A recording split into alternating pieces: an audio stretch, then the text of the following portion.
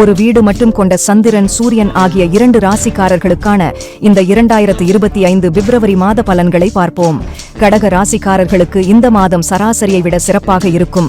ஆனால் உங்கள் செலவுகள் அதிகரிக்கும். இந்த மாதம் வேலை சம்பந்தமாக நிறைய அலைய வேண்டியிருக்கும். நீங்கள் கடினமாக உழைத்தால் அதிக முடிவுகள் உங்களுக்கு சாதகமாக இருக்கும். உங்கள் சம்பளத்தில் அதிகரிப்பு இருக்கலாம் மற்றும் உங்கள் எதிர்பார்ப்பை விட அதிகரிப்பு இருந்தால் உங்கள் மகிழ்ச்சிக்கு எல்லையே இருக்காது.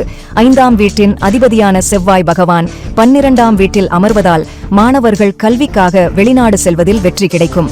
உங்களின் இந்த நீண்ட நாள் கனவு நனவாகி நல்ல பாடம் படிக்க வெளிநாட்டு பல்கலைக்கழகத்தில் அனுமதி பெறலாம். குரு பகவானின் பார்வை மாதம் முழுவதும் உங்கள் 5ஆம் வீட்டில் இருக்கும். அதனால் உங்கள் படிப்பில் விழிப்புடன் இருப்பீர்கள். 4ஆம் வீட்டின் அதிபதியான சுகஸ்தனாதிபதி சுக்கிரன் இந்த மாதம் முழுவதும் 9ஆம் வீட்டில் ராகு பகவானுடன் அமர்ந்திருப்பார்.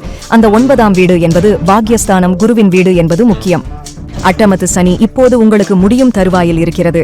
சனியின் பயணம் 9வது இடத்தை நோக்கி செல்கிறது. அந்த 9வது இடமானது குருவின் வீடு, மீன ராசி. குரு உங்களுக்கு மிகவும் நன்மை செய்ய கடமைப்பட்டவர்.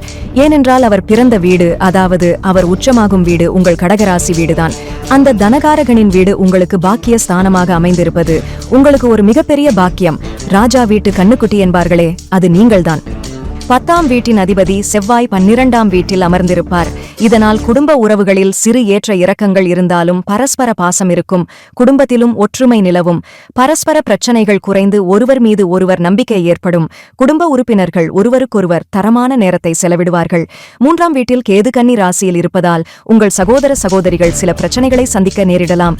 அவர்களுடனான உங்கள் உறவுகளும் பாதிக்கப்படலாம். ஆனால் 11ஆம் வீடு லாபஸ்தானத்தில் 9வது இடமான பாகிஸ்தானத்திற்கும் 6வது இடமான சத்ருஸ்தானத்திற்கும் அதிபதியான குருவே வக்ர நிவர்த்தி பெற்று 11ஆம் வீட்டில் இருப்பதால் அந்த பிரச்சனைகள் அனைத்தும் தீரும். உங்களுடனான அவர்களின் உறவுகளும் இனிமையாக மாறும்.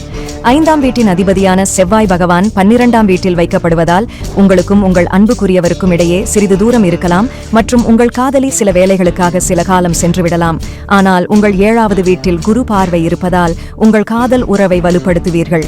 செவ்வாய் பகவான் 12ஆம் வீட்டில் அமர்ந்து உங்கள் செலவுகளை சீராக வைத்திருப்பார். இதனால் உங்கள் நிதி நிலைமையில் தொடர்ந்து அழுத்தம் இருக்கும். அதை சமாளிப்பது உங்களுக்கு சவாலாக இருக்கும். சனி பகவான் 8ஆம் வீட்டில் இருக்கிறார். இதனால் மாதம் முழுவதும் நிதி இழப்பு ஏற்படும் வாய்ப்புகள் உள்ளன.